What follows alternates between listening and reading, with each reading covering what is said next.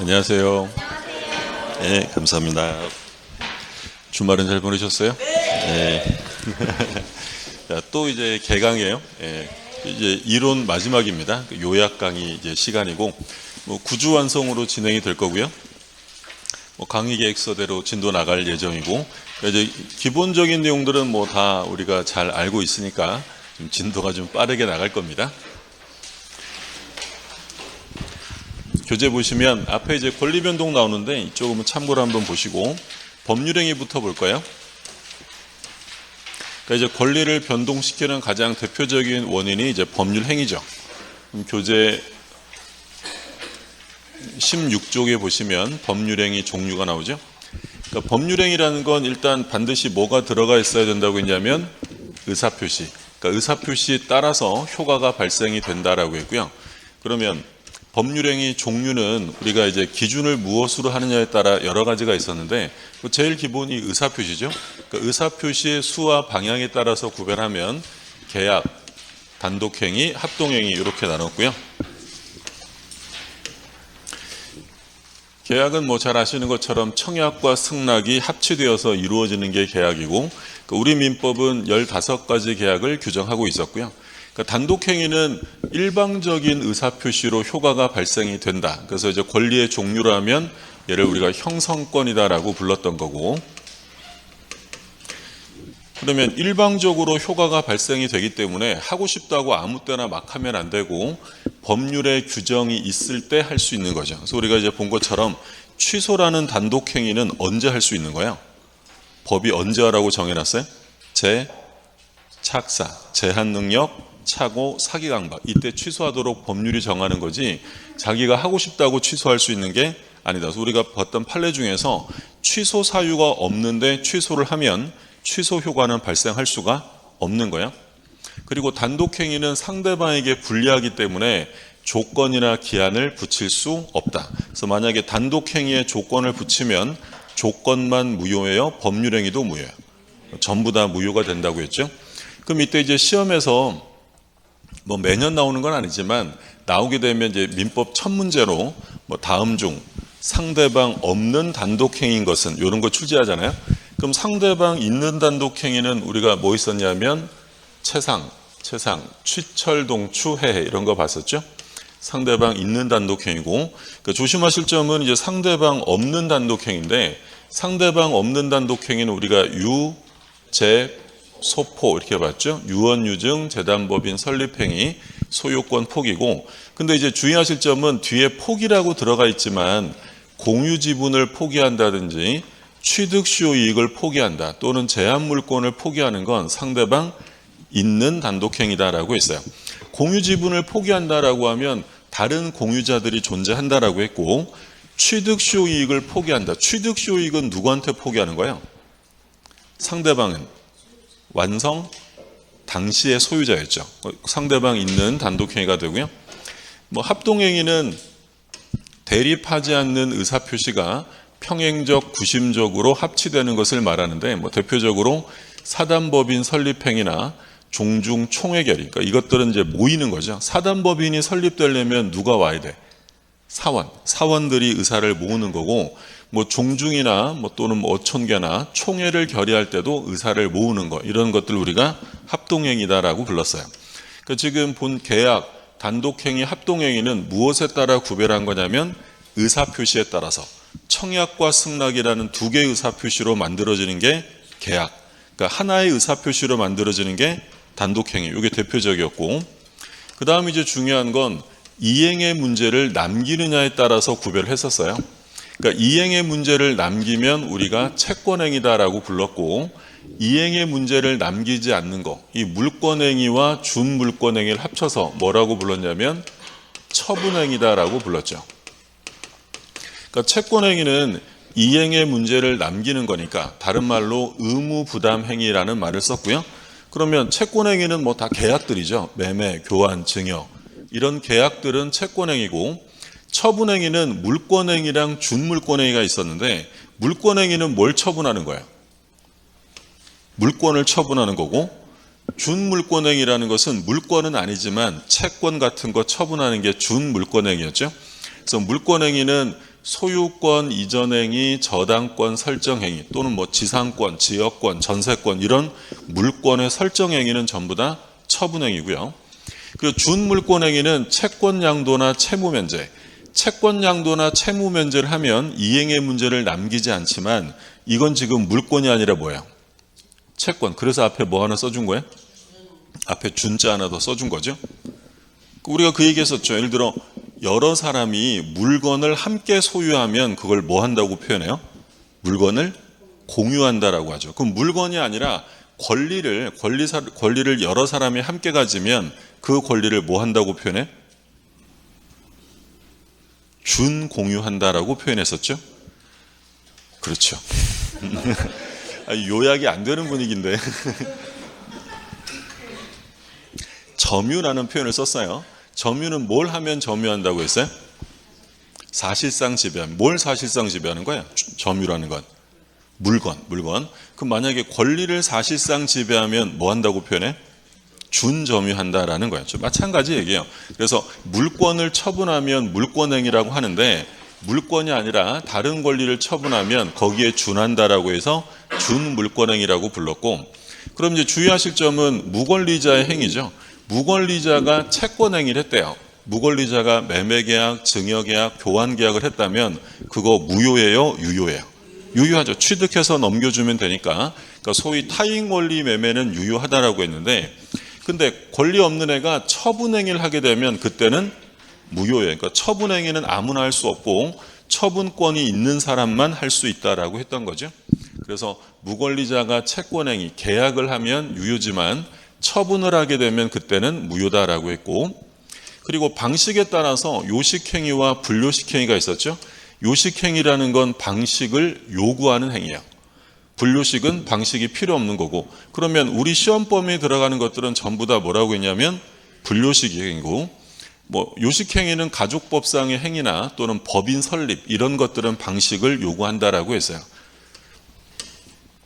그러면 법률행위가 성립하기 위한 요건과 효력을 발생하기 위한 요건이 있었는데, 성립 요건 일반적인 것들은 세 가지만 있으면 돼요. 당사자, 목적, 의사표시. 당사자, 목적, 의사표시가 있으면 성립하고요. 근데 성립했다고 해서 언제나 유효한 건 아니니까 유효하려면 별도로 효력 요건을 갖춰야 돼요. 그럼 당사자가 있으면 성립하는데 유효하려면 당사자에게 뭐가 있어야 되냐면 능력이 있어야죠. 이때 능력은 세 가지였죠.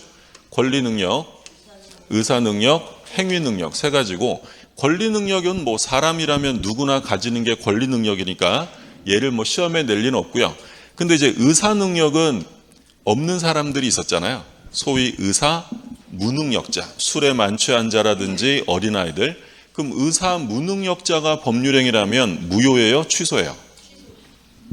의사 능력이 없으면. 제정신 아니면 무효예요, 무효. 근데 행위 능력이 있어야 되는데 제한 능력자들이 있었어요. 제한 능력자는 세 종류가 있었죠. 미성년자, 피안정 후견인, 피성년 후견인. 그럼 제한 능력자가 법률행위라면 이건 무효가 아니라 요건 취소 사유가 된다라고 했고요. 어찌되었든 유효가 되려면 이런 능력을 모두 다 갖춰야 된다라고 했고, 자, 목적이 있으면 성립이 되는데 유효하려면 목적이 네 가지 갖춰야죠. 확가, 적사, 확정 가능 적법, 사회적 타당성이 있으면 유효가 되고요. 그 다음에 의사 표시가 있으면 성립하는데 유효하려면 의사와 표시가 일치하고 의사의 하자가 없어야 돼요. 그럼 만약에 의사와 표시가 불일치하는 것들, 불일치하는 게 세 개 있었죠. 비진이, 통정, 착오. 그리고 하자가 있는 것은 뭐가 있었냐면 사기 강박이 있었어요. 그러니까 유효하려면 이 모든 것들을 다 갖춰야 한다라고 했고, 근데 이건 일반적인 건데 특별 성립 요건과 특별 효력 요건이 있었어요. 그럼 일반적인 건 세 가지만 있으면 되는데 특별 성립 요건은 뭐가 있었냐면 요물계약에서 물건의 인도 또는 혼인계약에서 신고, 이런 것들은 특별 성립 요건에 해당이 되죠. 대표적으로 계약금 계약. 계약금 계약은 당사자, 목적, 의사표시만 있으면 성립해요? 계약금 줘야 돼요? 계약금 줘야지. 그런 것들은 특별 성립 요건이고요. 그러면 특별 효력 요건은 이것들 이외에 또 다른 게 요구되는데 대표적으로 대리행위에서 대리권의 존재. 대리행위를 했을 때 본인에게 효과가 생기려면 요 위에 나온 세 가지뿐만 아니라 모두 있어야 돼요. 대리권. 만약에 대리권이 없으면 본인에게 효과가 생겨야 안 생겨? 무권들이니까 안 생길 거 아니야? 특별 효력 요건이고. 자, 조건부, 기한부 법률행위에서 조건의 성취, 기한의 도래 이런 것들도 특별 효력 요건. 우리가 조건 공부할 때 조건은 효력의 문제라고 했고 어떤 말 써 있으면 얘는 무조건 틀린다고 했냐면 성립이란 말 써 있으면 무조건 틀린다고 그랬죠. 조건부, 기한부 법률행위는 특별 성립 요건이 아니라 특별 효력 요건이다라고 했던 거고요. 자, 토지거래 허가구역에서 그 매매계약이 유효가 되려면 뭘 받아야 돼? 허가를 얻어야 된다라고 했고, 자, 가끔 출제된 게 얘죠. 농지매매를 했어요. 농지매매에서 농취증은 효력 요건이 아니다라고 했죠. 그러니까 농지매매를 했는데 농지 취득 자격 증명을 얻지 못했다면 그 계약은 무효예요, 유효한 거야? 유효. 나중에 보완하면 되는 거지 이게 무효가 되는 건 아니다라고 했어요. 특별 성립 요건까지, 효력 요건까지 좀 봐두시고요. 그러면 법률행위가 존재, 성립이라는 건 같은 말로 하면 뭐라고 부를 수 있는 거야? 법률행위가 존재한다는 거죠. 성립 요건은 법률행위의 존재인데, 그러면 이 존재와 관련되는 다툼이 생기면 누가 증명해야 되느냐? 존재를 주장하는 사람이 증명해야 돼요? 존재하지 않는다고 주장하는 사람이 증명해야 돼요? 존재를 주장하는 사람. 그러니까 법률행위 성립은 성립을 주장하는 사람이 증명하는 거고요.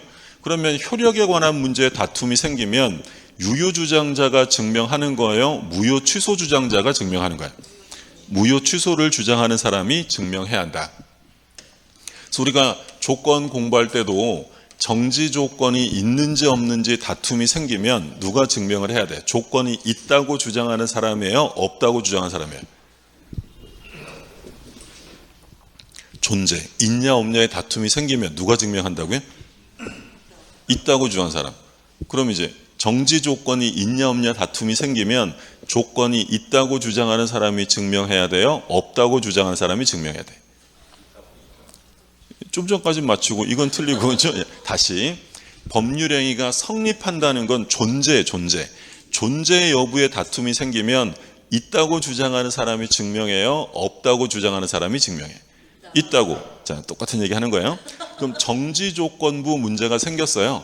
정지조건부 문제가 다툼이 생기면 조건이 있다고 주장하는 사람이 증명해요? 없다고 주장하는 사람이 증명해? 있다고. 똑같은 거잖아요. 그렇죠? 근저당권이 성립하려면 채권의 증감을 변동시키는 증감 변동을 만들어내는 기본계약이 있어야 돼요. 그러면 근저당권에서 기본계약이 존재하는지에 대한 다툼이 생기면 누가 증명해야 돼? 존재를 주장하는 사람이에요? 기본계약이 없다고 주장하는 사람이에요? 있다고. 전부 다 존재 사실은 있다고 주장하는 사람이 증명한다라고 했어요. 불능은 원시적 불능과 후발적 불능이 있었죠. 원시적 불능은 계약 성립 당시에 이미 불가능한 것을 원시적 불능이다라고 했고, 후발적 불능은 계약이 성립될 당시에는 가능했는데 나중에 불능이 된 거죠. 그러면 이 원시적 불능은 효과가 유효다, 무효다? 무효. 원시적 불능은 무효고요. 후발적 불능은 나중에 불능이 된 거니까 얘는 무효가 되지 않고 유효다라고 했어요.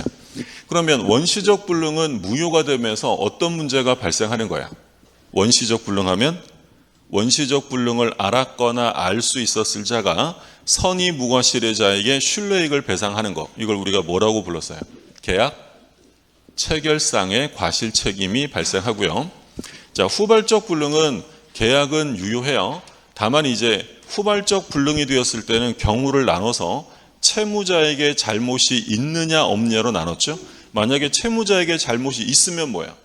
채무불이행. 그러면 계약의 해제와 손해배상으로 가는 거고, 채무자의 잘못 없이 멸실되면 이때는 채무불이행이 아니라 위험부담이 문제된다. 이건 이제 자세한 내용은 계약법에 가면 다시 한번 확인할 거고요. 자, 그럼 이제 법률행위가 유효하려면 확가적사 4가지를 갖춰야 되는데, 첫 번째, 목적이 확정돼야 돼요. 근데 이때 확정은 계약 시에 다 확정돼야 되는 건 아니고 이행할 때까지 확정할 수 있으면 된다. 그러니까 성립 시에 모든 것이 확정될 필요는 없다라고 했고요. 그리고 가능해야죠. 불가능을 목적으로 하면 무효가 된다. 이때 가능이냐 불능이냐라는 것은 물리적 기준이에요? 사회 통념 기준이에요? 사회 통념. 가능한지 여부는 사회 통념에 따라 결정된다라고 했어요. 자, 그리고 이제 적법해야 되는데 이 적법성과 관련되어서는 법률의 규정을 얘기했었어요. 강행 규정과 임의 규정이 있었죠. 강행 규정과 임의 규정. 그러면 임의 규정은 뭐 당사자가 지키지 않아도 되는 거고, 강행 규정은 다시 뭘로 나눴어요? 효력 규정과 단속 규정. 그러면 효력 규정은 위반되면 무효고 단속 규정은 위반해도 유효하죠. 다만 이제 처벌받는다라고 했어요. 그럼 시험에 나오면 효력 규정과 단속 규정을 구별할 수 있는지를 묻는 거니까 그거 나눠서 보시면 되고, 자, 효력 규정 무효예요. 단속 규정은 처벌은 받지만 사법상의 효력은 유효하다라고 했어요. 그러면 이건 반드시 암기하셔야 되는 거죠. 효력 규정이냐 단속 규정이냐. 그러면 허가구역에서 허가를 안 받았으면 무효죠. 그럼 이거 무슨 규정이야? 효력 규정. 그리고 관할관청 허가 없이 한 학교법인의 기본재산 처분행위 역시 효력 규정, 무효다라고 했죠. 그러니까 재단법인에서 제일 중요한 게 뭐예요? 재단법인은 뭘로 만들어진 단체야? 돈, 재산이 재산. 그러면 기본 재산을 처분한다는 건 이건 정관 변경 사항이고 관할관청 허가 없이 하게 되면 그거는 무효다라고 했고요. 자, 법률이 정하는 중개보수 한도를 초과했대요. 그러면 초과 부분은 무효가 된다. 그럼 전부 다 효력 규정. 그러면 단속 규정에는 뭐가 있었냐면 무허가 음식점의 영업행위, 무허가 숙박행위 이런 것들 전부 다 단속 규정이고, 자, 중요한 거. 부동산 등기 특별조치법이죠. 중간 생략 등기를 했다라고 하면 처벌되지만 사법상의 효력은 무효가 아니다라고 했고요. 그리고 이것도 중요하죠. 전매 행위 제한을 하고 있는데 구주택법상 전매 제한을 위반해서 전매했다. 이건 무효가 아니라 유효하고, 최근 들어서는 얘가 여러 번 나왔죠. 개업 공인중개사가 중개 의뢰인과 뭘 했냐면 직접 거래. 직접 거래를 금지하고 있는데 의뢰인이 가지고 온 물건을 공인중개사가 직접 샀다. 그러면 무효다, 유효하다. 유효하다라는 거예요. 그래서 요거 섞어놓고 효력 규정과 단속 규정을 알고 있는지를 물으니까 다시 한번 봐두시고요. 공인중개사 자격이 없는 사람이 중개업을 하면서 중개 보수를 받기로 약정을 했어요. 그 약정은 유효다, 무효다?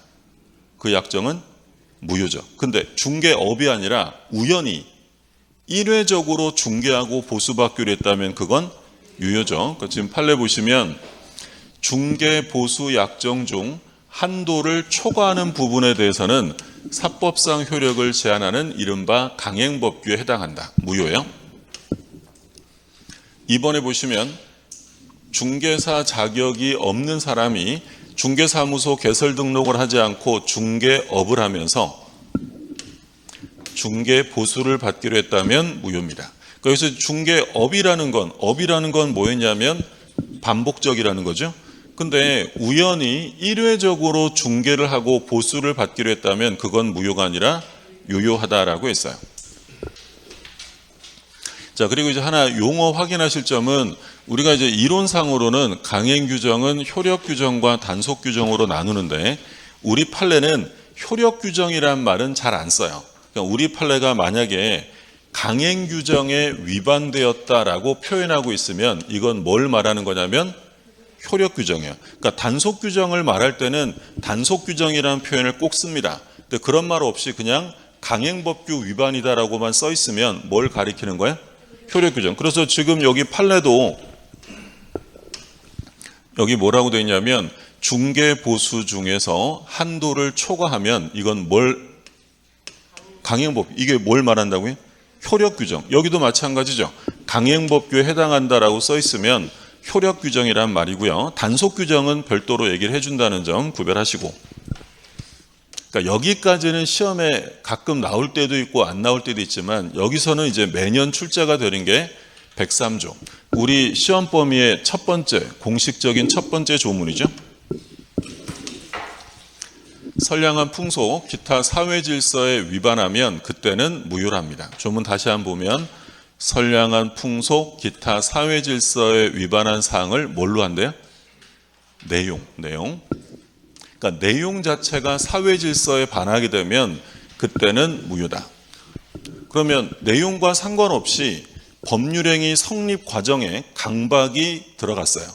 성립 과정에 강박이 게재되면 그건 무효예요? 반사회적 행위가 아니라고 했어요. 성립 과정에 강박 써 있으면 아니다라고 했죠. 내용 자체가 반사회적이어야 된다라고 했고, 그럼 반사회적 무효가 되면 그때는 이제 뭐가 적용되냐면 불법 원인급여가 적용된다라고 했어요.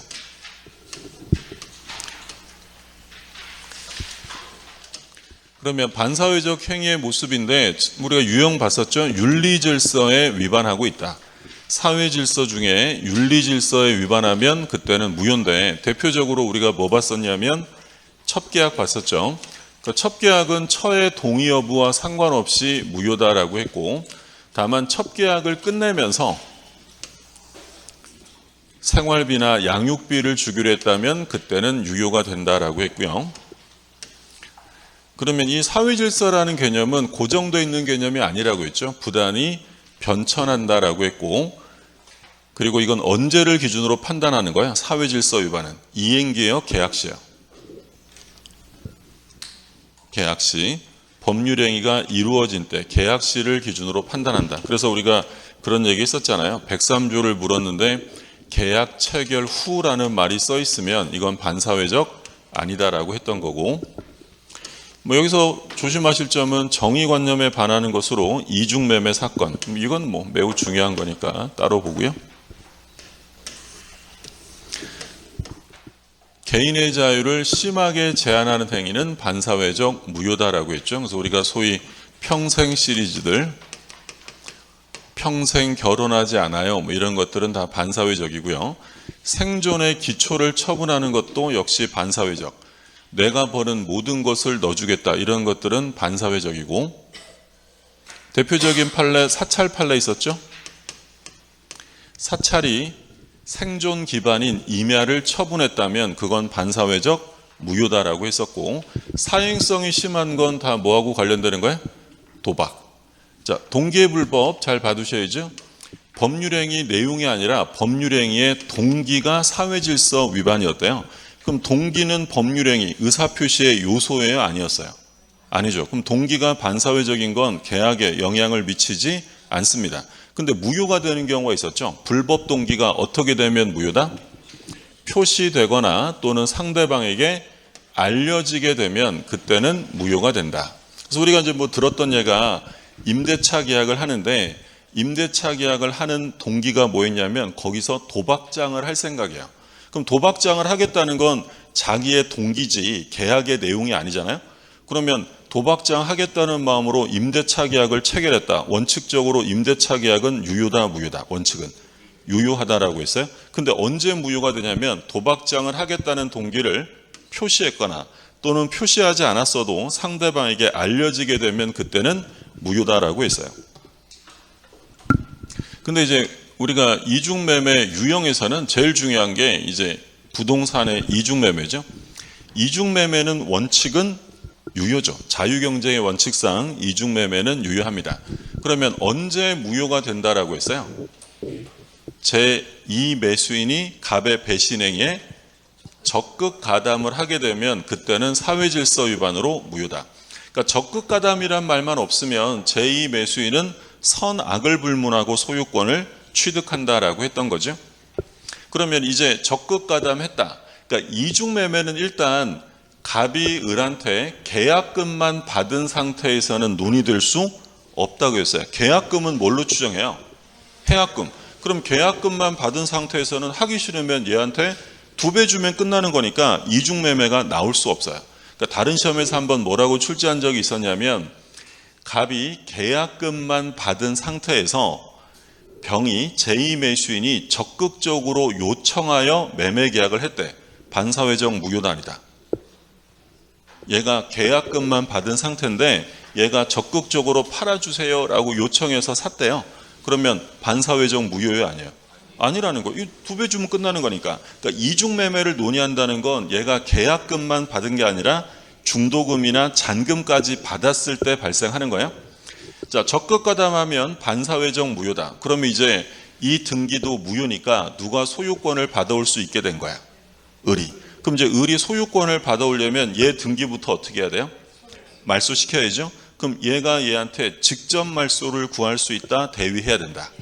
대위. 직접은 안 되고 대위. 왜 직접 안 돼요? 요 등기 청구권은 채권이잖아요. 채권. 채권적이니까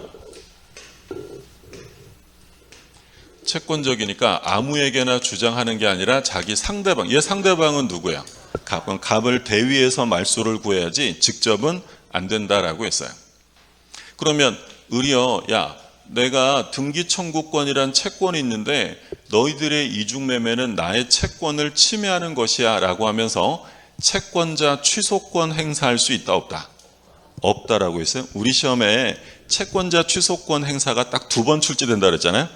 이중매매에서는 뭐라고 꼬드겨도 채권자 취소권 안 된다고 했고 어디 가면 되는 게 나와요?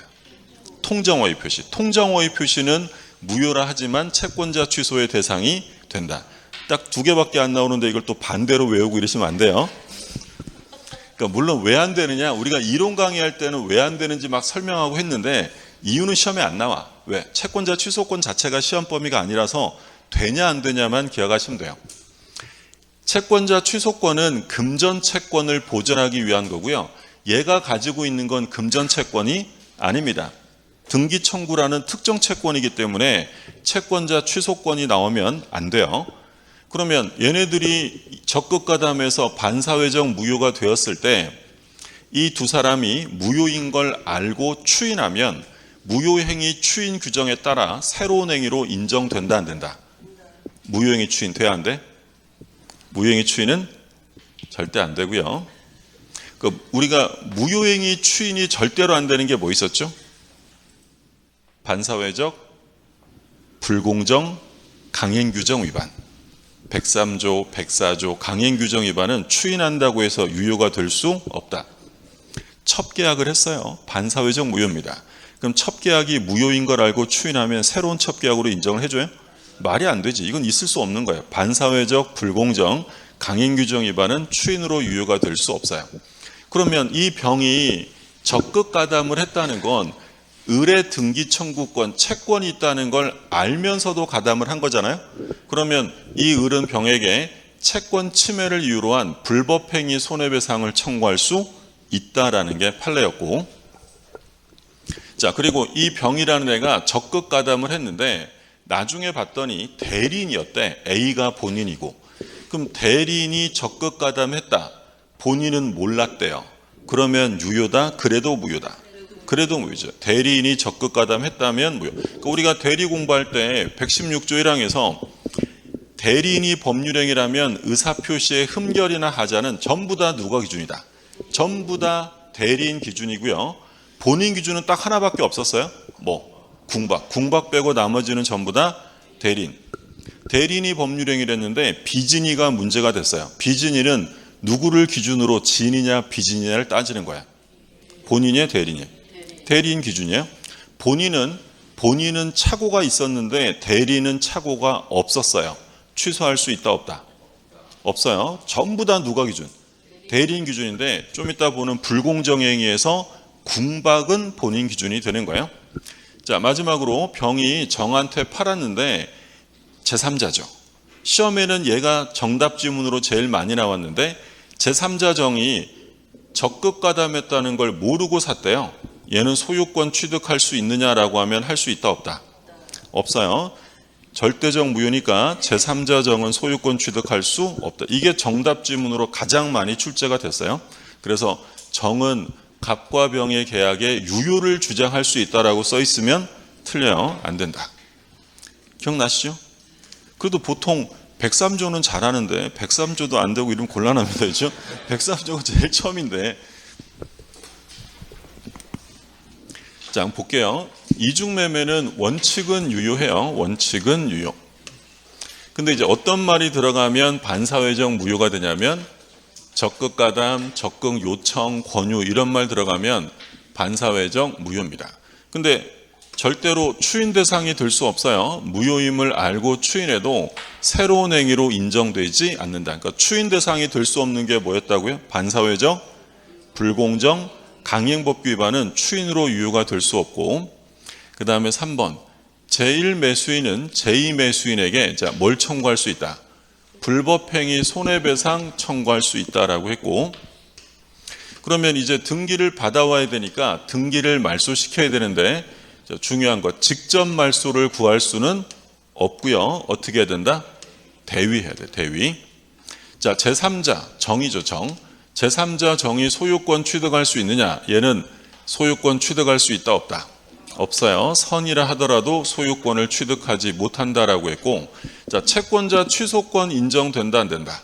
안 된다라고 했어요. 그래서 이중매매는 뭐 사례 문제로 가끔 나오니까 이것도 확인해 두시면 되겠고요. 그러면 이제 사회질서에 반해서 무효가 되면 이 무효는 절대적 무효가 돼요. 그럼 절대적 무효라는 것은 제3자에게, 선의의 제3자에게 대항할 수 있다라는 거야, 없다라는 거야?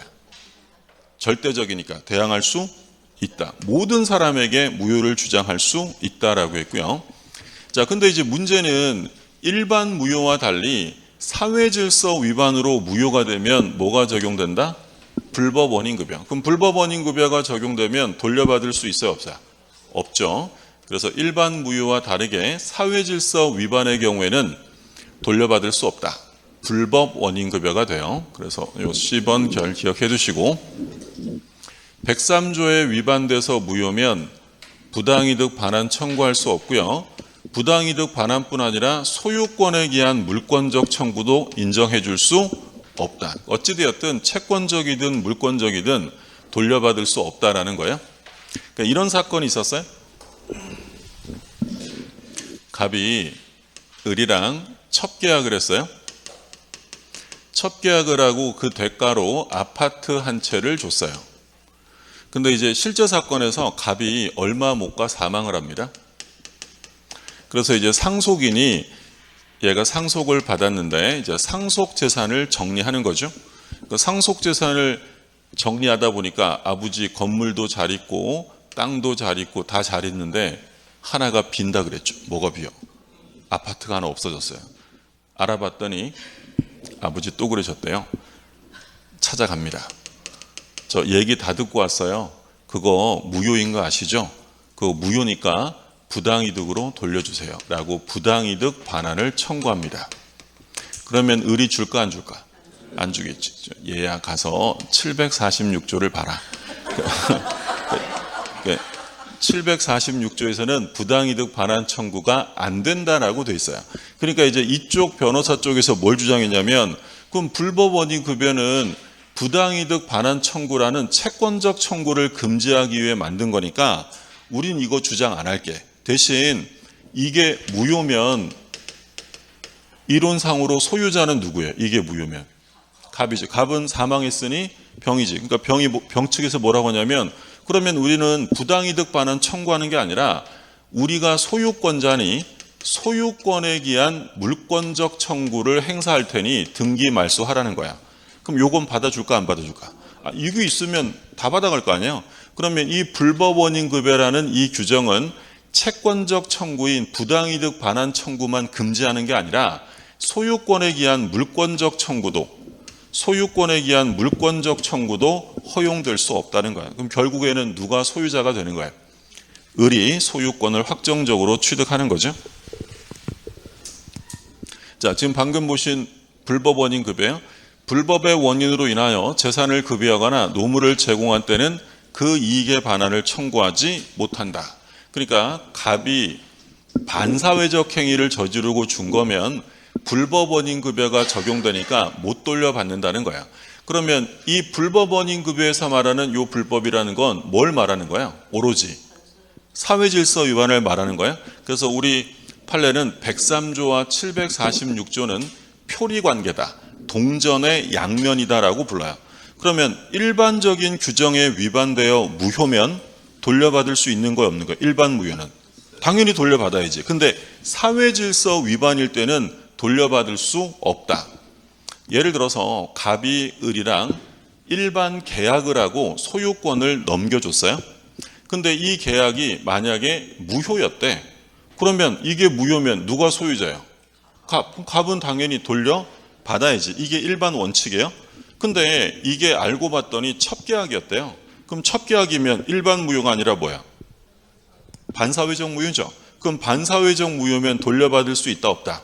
못 돌려받는다는 거예요. 그게 바로 뭐다? 불법 원인급여. 이 규정을 만든 취지는 누구를 응징하겠다는 거야? 갑. 소위 법은 불법에 조력하지 않습니다. 법이 반사회적 행위를 저지른 사람을 도와줄 수 없다는 거야.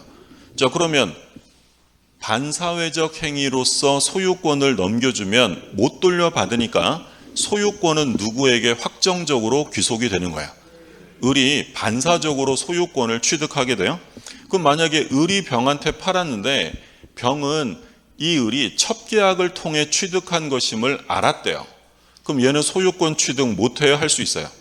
할 수 있죠. 누구한테 샀어요? 얘는 소유자에게 산 거지. 우리가 항상 소유자에게 샀으면 얘는 선악을 불문하고 소유권을 취득한다라고 했어요. 요게 이제 불법 원인급의 취지. 도박을 했어요. 갑이라는 애가 을이랑 도박을 하다가 쫄딱 돈을 다 잃었어요. 그래서 본전 생각이 나서 을에게 도박 빚을 지고 1억 원을 빌려서 한 판 더 붙었다가 마저 다 잃었어요. 그러면 일단 도박 빚은 갚아야 돼, 안 갚아야 돼? 안 갚아. 왜 안 갚아야 되는 거야? 그 도박 빚, 도박과 관련되는 금전 소비대차 계약 자체가 무효니까 안 갚아도 돼. 근데 얘가 이걸 갚았네. 1억 원을 변제했어요. 그럼 이제 변제하고 집으로 이제 마음 아파서 돌아왔는데 친구가 얘기해 주잖아요. 야, 그거는 안 갚아도 되는 무효인데? 그랬더니 깜짝 놀란 갑이 뛰어가서 을한테 제가 안 갚을 돈을 갚았으니 돌려주세요 라고 반환 청구할 수 있다 없다? 왜 안 되는 거예요? 얘가 도박 빚으로 변제한 건 일반 무효가 아니라 반사회적 무효. 그럼 반사회적 무효면 뭐가 적용된다? 불법 원인급여. 그럼 돌려받을 수 없다는 거야. 그러니까 일반 무효와 달리 사회질서 위반으로 준 건 돌려받을 수 없어요. 근데 이 본문에서 746조 본문에서 뭐라고 돼 있냐면 불법 원인으로 재산을 준 건 반환 청구 못한다라고 돼 있어요. 근데 단서 조항에 그러나 그 불법의 원인이 누구한테만 있대? 수익자, 그러니까 준 사람은 불법성이 없거나 미약하고 받은 애만 나쁜 애라는 거죠. 그럼 그때는 돌려받을 수 있다 없다? 돌려받을 수 있다. 그러하지 아니하다라고 돼 있으니까 얘는 돌려받을 수 있다. 그러니까 결국은 뭐예요? 나쁜 놈은 못 받는 거고 피해자는 돌려받을 수 있다. 우리가 봤던 판례 이런 게 있었죠. 갑과 을이 소비대차 계약을 했어요. 돈 빌리는 계약인데 이자를 얼마 받기로 했냐면 연 1200% 이자를 받기로 했어요. 그러면 을이 이 터무니없는 이자지만 이렇게 계약을 했으니 얘가 2달치 이자를 현재 지급한 상태예요. 그리고 이제 을이 소송을 제기했더니 우리 법원이 뭐라고 하냐면 사회통념상 용인할 수 없을 정도의 현저한 고율의 이자 약정은 사회질서 위반으로 무효다라고 합니다. 그럼 이제 얘는 이 터무니없는 이자를 줘야 돼요? 줄 필요 없는 거예요? 줄 필요 없지, 무효니까. 근데 문제는 뭐야? 이미 2달치는 줬네. 그럼 이미 지급한 2달치 이자를 돌려받을 수 있느냐? 반사회적 부분의 무효를 돌려받을 수 있다는 거예요? 없다는 거예요? 돌려받을 수 있다는 거예요. 이때는 뭐가 적용되니까? 단서. 그러니까 갑과 을 중에 누가 더 나쁜 애예요? 얘는 피해자잖아요. 반사회성은 얘한테 있대. 그럼 불법의 원인이 누구한테만 있다? 수익자, 얘한테만 있으니까 급여자, 준 사람은 반사회성이 없거나 미약한 거잖아요. 그러면 얘는 돌려받을 수 있다라는 거예요. 다시 한번 보면 불법의 원인으로 급여하거나 노무 제공한 사람은 못 돌려받아요. 근데 불법의 원인이 수익자에게만 있고 준 사람에게는 불법성이 없으면 그때는 그렇지 않다. 바꿔서 얘기하면 그때는 돌려받을 수 있다. 그러니까 불법 원인급여는 본문과 단서로 돼 있어서 불법성이 있는 사람은 못 돌려받는 거고요. 피해자는 받을 수 있다라는 거예요. 그 취지고.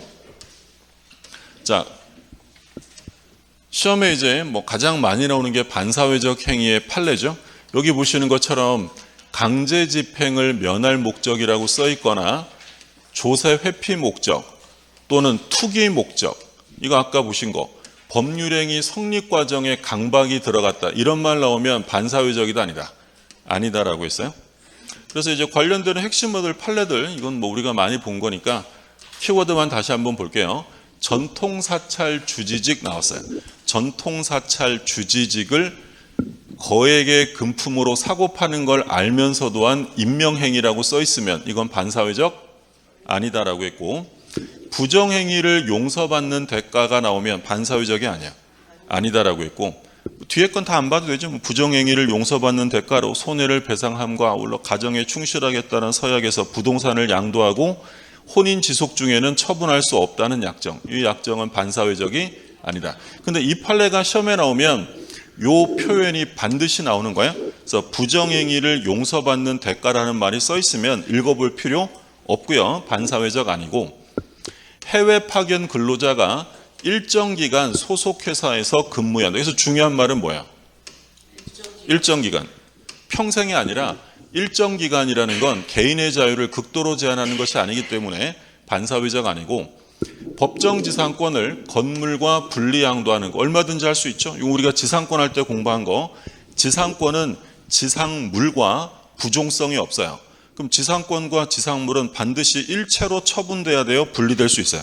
분리될 수 있다라고 했고, 5번은 뭐 제일 많이 나온 거죠. 강제 집행을 면할 목적이란 말로 시작하면 뒤에 읽어보실 필요 없어요. 반사회적 아니다. 비자금 판례 나왔죠? 비자금을 임치한다, 은닉하려고, 반사회적 아니다라고 했고요. 얘는 계약 체결 뭐라고 돼 있어요? 후. 계약 체결 당시를 기준으로 하기 때문에 후라고 써 있으면 반사회적 아니고. 자, 8번 조세 회피입니다. 양도세 회피 또는 상속세 회피, 세금을 회피할 목적은 사회질서 위반이 아니다라고 있고요. 그리고 뭐 공과금을 누가 내느냐는 알아서 약정하면 되고, 투기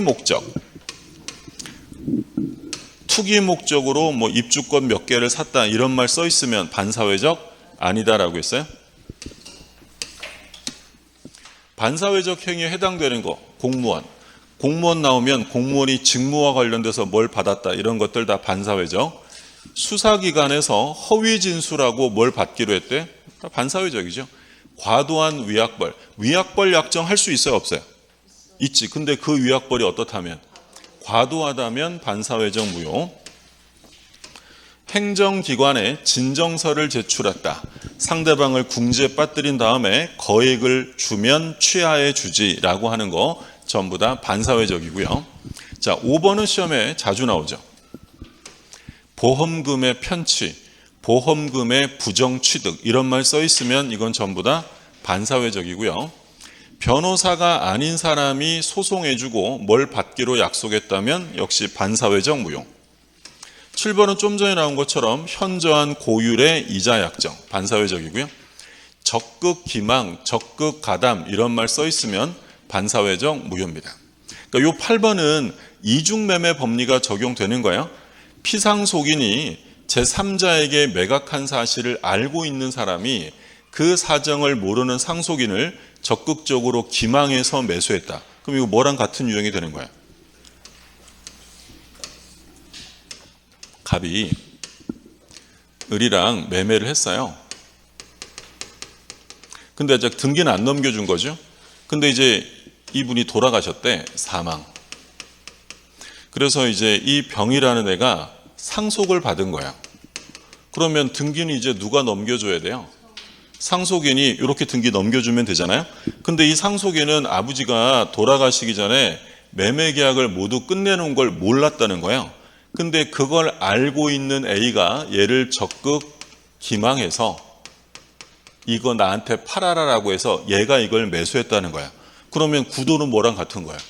이중매매지. 그럼 이것도 역시 반사회적 무효다라고 보면 판례예요. 자, 그 다음에 뭐 각종 첩계약, 선불금, 윤락행위 할자를 고용함에 있어서 선불금 약정. 뭐 딱 읽어보면 반사회적이죠. 그러니까 이제 예전에 그런 거 있었잖아요. 그러니까 지금 어떤 불법 유흥업소에 직원을 고용하면서 일단 뭘 땡겨주는 거야? 선불금. 그게 뭐로 남는 거야? 빚으로 남는 거지. 그러니까 그만두고 싶어도 이 빚 때문에 그 불법 유흥업소에서 못 나가게 되잖아요. 상황이 그런 거죠. 나만 잘 알고 있는 거예요?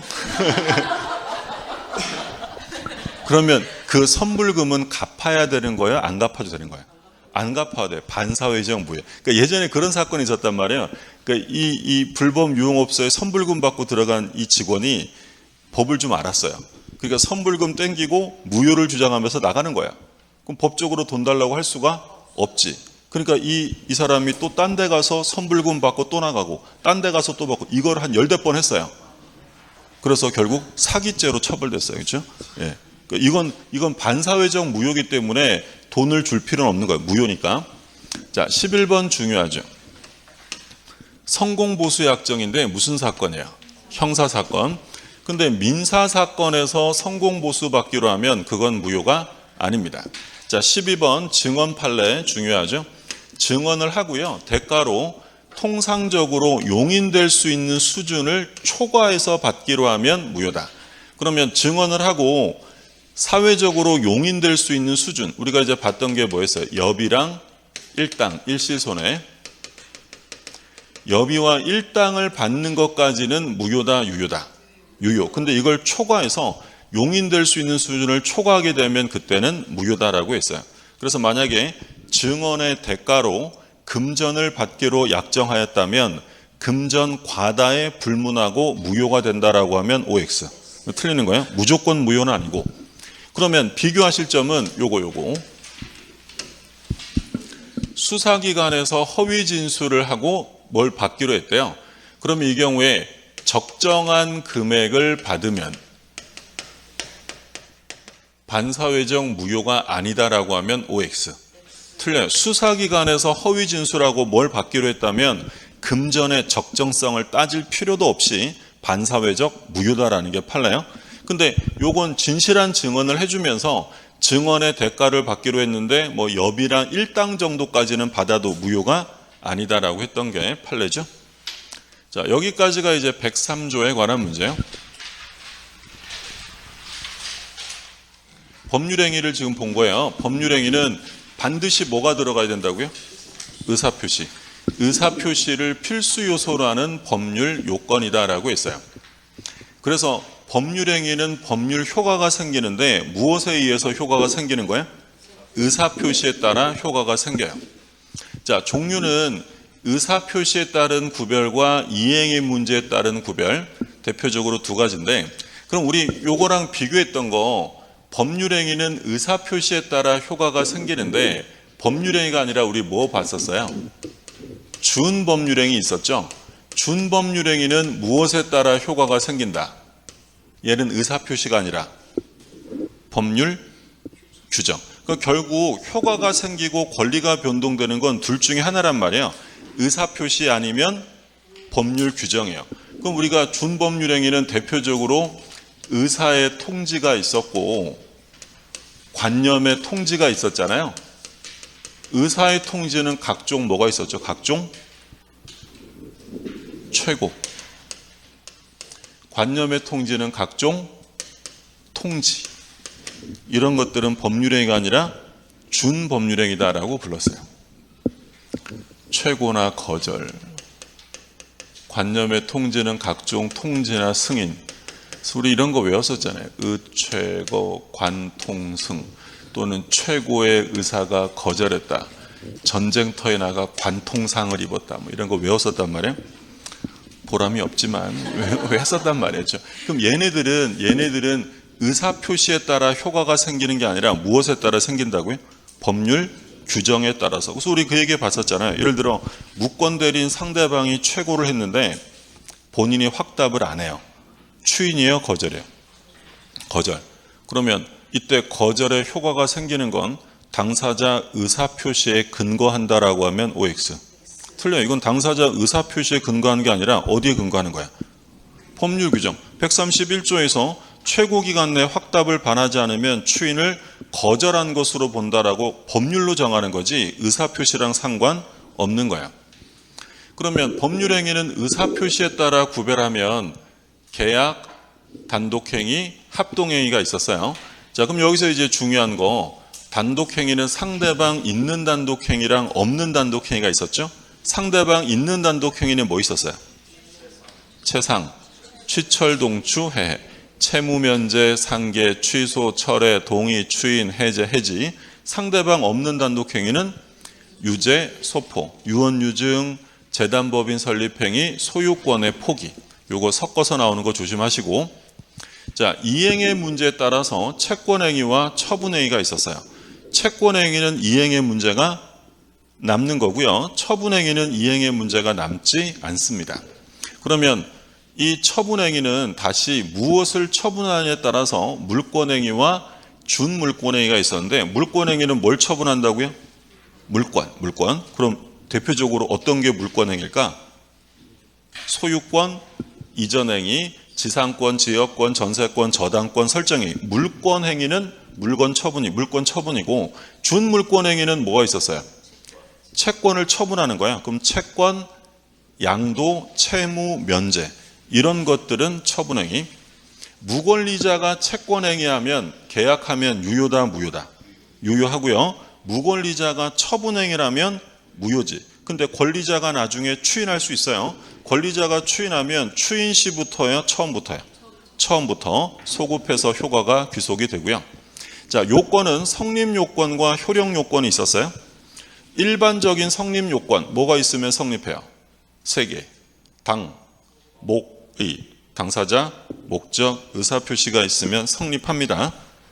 그러면 특별 성립요건은 요 세 가지 이외에 요물계약을 하면 뭘 해줘야 돼? 물건의 인도. 효력요건은 일반적인 건 뭐 있어? 당사자에게 뭐가 있어야 돼? 당사자에게 능력이 있어야죠. 그렇죠. 목적이 어때야 돼요? 4개. 확가, 적사. 의는 뭐야? 의사표시. 그럼 의사표시가 있으면 성립하는데 유효하려면 의사와 표시가 일치하고 의사의 하자가 없어야지. 능력이 있어야 되고 목적이 확가, 적사 갖춰야 되고요. 의사와 표시가 일치하고 의사의 하자가 없어야 된다. 이때 능력은 세 가지. 권리능력, 의사능력, 행위능력이고요. 만약에 의사능력 없는 의사 무능력자가 법률행위라면 효력은 어떻게 돼요? 무효. 제한능력자가 하면 취소. 이건 절대적이니까 이 능력과 관련되는 무효 취소는 선의의 제3자에게도 대항할 수 있다라고 했고요. 자, 특별 효력 요건은 요거 말고 플러스로 요구하는 것. 대리행위에서 대리권의 존재. 조건부, 기한부 법률행위에서 조건의 성취나 기한의 도래. 그러니까 조건, 기한 쓰면서 성립이란 말 쓰면 안 돼요. 전부 다 뭐의 문제예요? 효력. 근데 주의하실 점은 농지매매에서 농취증은 효력 요건이다, 아니다? 아니죠. 농지매매에서 농취증은 효력 요건이 아니다라는 게 판례였고, 그럼 확가적사에서 제일 중요한 게 사회적 타당성이었어요. 그럼 사회적 타당성, 이 반사회적, 사회질서라는 개념은 고정되어 있는 거예요? 변화되는 거예요? 변화죠. 부단히 변천하는 가치관념이고요. 판단 기준 시점은 언제예요? 계약시예요? 이행기예요? 계약시. 법률 행위시, 계약시가 기준이고 부단히 변천하는 가치관념이다라고 했어요. 그러면 이제 사회질서 위반의 유형들이 있었는데, 대표적으로 5가지. 인정계생사, 인륜에 반한다, 정의관념 반한다, 개인의 자유를 심하게 제한한다, 생존의 기초 처분, 사행성 이런 거 나왔죠. 그러면 인륜에 반하는 건 뭐였어요? 첩계약, 처의 동의가 있냐 없냐 따지지 않고 무효.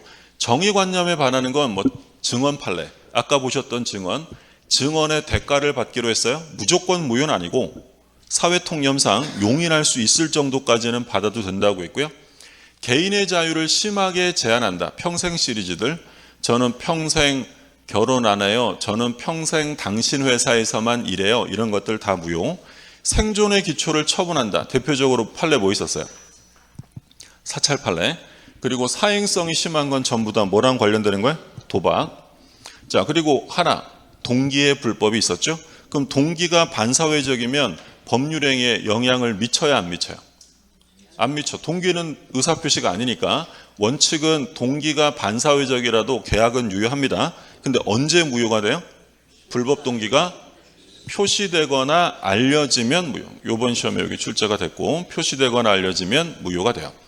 그러면 반사회적 행위에서 중요한 게 이제 부동산 이중매매인데, 부동산 이중매매는 원칙은 유효해요. 원칙은 유효. 근데 어떤 말이 써 있으면 반사회적 무효? 적극 가담, 요청 이런 말 써 있으면 사회질서 위반으로 무효가 됩니다. 자, 그러면 이제 무효가 되면 등기 말소에서 받아와야죠. 직접 말소예요? 대의 말소요? 대의 말소. 직접 하면 틀려요. 직접은 안 되고. 그러면 채권자 취소권 대상이 된다 안 된다? 안 돼요. 이중매매에서는 뭐라고 꼬드겨도 채권자 취소권이 나와서는 안 되고, 그러면 반사회적 무효인 걸 알고 추인하면 새로운 행위로 인정된다 안 된다? 무행위 추인. 아까 무행위 추인 안 되는 게 뭐라고요? 반사회적 불공정 강행규정 위반. 불법행위 손해배상 청구할 수 있다고 했고 추인 대상이 될 수 없어요. 이건 좀 백사조 가면 또 나오고 있지. 그럼 백사조 가서 지금 다음 시간에 좀 10분 쉬었다가 또 물어보겠죠. 절대로 추인 안 되는 거 뭐예요? 103조, 104조 강행규정 위반은 추인 대상이 될 수 없다라고 했고요. 자, 그리고 제3자, 아까 정이 있었죠. 제3자는 절대로 권리 취득할 수 없다라고 했어요. 자, 효과 절대적 무효입니다. 절대적 무효니까 제3자에게 대항할 수 있다라고 했죠. 근데 얘는 독특하게 불법 원인급여라는 게 적용이 돼요. 그럼 불법 원인급여 본문에서는 반사회적 행위를 저질렀으면 반환 청구할 수 없어요. 근데 단서조항에서 피해자는 불법의 원인이 수익자에게만 있고 피해자는 돌려받을 수 있다라고 했던 거죠. 반환 청구 가능하다. 자, 여기까지가 법률행위고, 좀 쉬었다가 요 103조 친구 이제 104조 불공정행위부터는 좀 쉬었다가 보죠.